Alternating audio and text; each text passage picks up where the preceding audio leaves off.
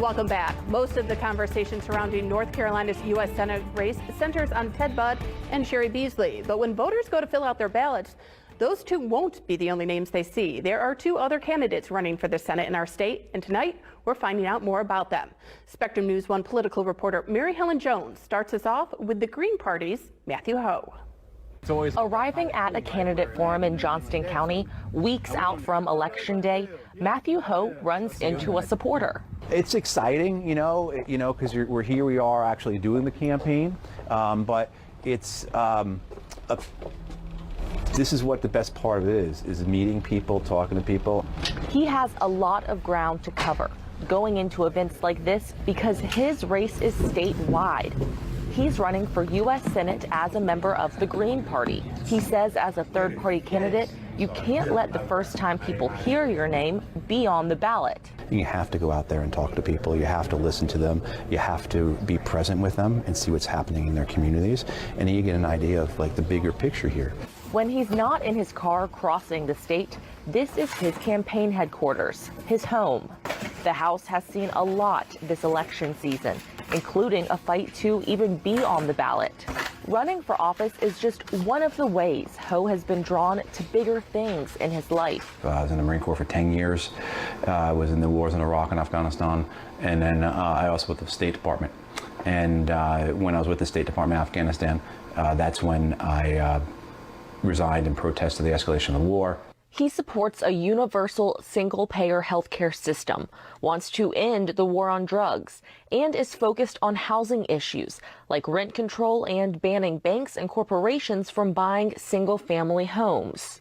There used to be kids all across the street, but both those homes got bought by corporations and those families had to move. He says success looks different to him than to some other candidates. This is both a learning experience and the start of a movement to bring options to people. As we get to these last month and a half or so of the campaign, getting out there as often as we can and talking to people throughout the state. Mary Helen, thank you. And joining us now is North Carolina Green Party U.S. Senate candidate Matthew Hoh. Thank you so much for being with us tonight. And I want to start with a big picture question first. What message are you trying to bring to the voters during this election season? Well, thanks for having me with you, Loretta. I think for us, as we come into this campaign, as we established our presence here and got ourselves onto the ballot, a lot of it's got to do with the fact that, depending on what public opinion poll you're looking at, 60 to 70% of Americans want third parties. And North Carolina has one of the most has one of the largest sections of unaffiliated voters of any state in the nation. I mean, the largest percentage of voters in North Carolina are unaffiliated. And this is because people are tired of the two choices. I think it's interesting that 60% of people want third parties and 60% of us are living paycheck to paycheck. So what we're doing is we're answering that call. We're answering the distress, the disappointment, the dismay that people see in the two-party system that has brought about economic inequality, no action on climate change, a ruinous war on drugs, etc. So I'd like to ask this of any candidate that would be heading to Congress for the first time.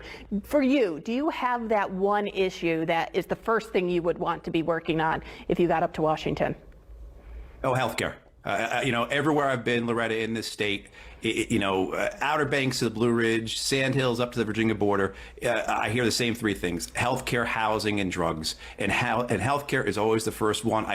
We just had a festival today. It's a Shikori Music Festival out there, meeting people and talking to folks.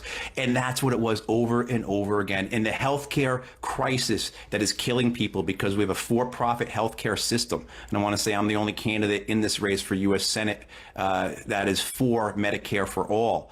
But, this healthcare system that is bankrupting people, it's literally killing people. Our life expectancy has gone down 2 years over the last couple of years. I mean, this is the legacy. This is the reality of our healthcare system. And that ties into, I think, a larger issue we have. Again, it goes back to the economic inequality, the violence that we see, the environmental catastrophe, on and on. And this is, again, to go back to your first question, right, to bring it around full circle, this is why I think people want more choices, and this is what we're trying to provide for folks. You've mentioned the economy a couple of times, and the economy is always a top issue with voters every single election cycle. For you, should you get to Congress, what do you want to see being done differently on the national level with our economy?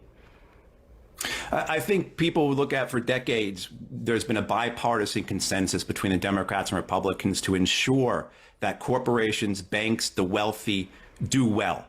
And they have. Right. I mean, like, we're looking at record corporate profits. The banks get bigger. The billionaires become 100 billionaires.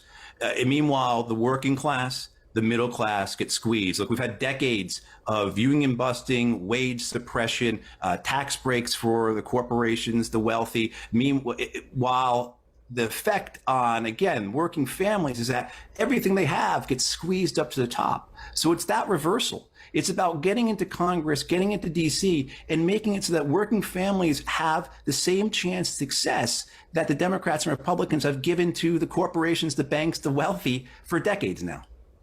In our final 30 seconds that we have here, I want to ask you about being a third-party candidate running for a statewide office. Do you think it's often difficult in our current political system to get your voice heard? Oh, absolutely. One thing is the money. I mean, the money, you talk about a race that's hundreds of millions of dollars were poured into this race 2 years ago. I don't know what it'll be, but if anyone thinks someone's spending hundreds of millions of dollars and not purchasing allegiance, not purchasing loyalty, not buying the politician, and that's what you're up against. Because, you know, if you don't have the ability to get your name out, you know, if you're not included in media reports or can't buy television ads or not allowed onto the debate stage, then how do people know who you are? The first time someone sees your name is when they're marking up the ballot. No one's going to vote for you. So it absolutely is a very difficult thing to try and get your name recognized by 7.3 million North Carolina voters. But, you know, we get out there, we meet people, and we do this grassroots independent political campaign because that's what people need. Matthew Hoh, thank you so much for joining us this evening. All right. Thank you, Loretta. And as we mentioned, there is one other candidate running for in our state. Coming up, we get to know the Libertarian Party's Shannon Bray. We'll be right back.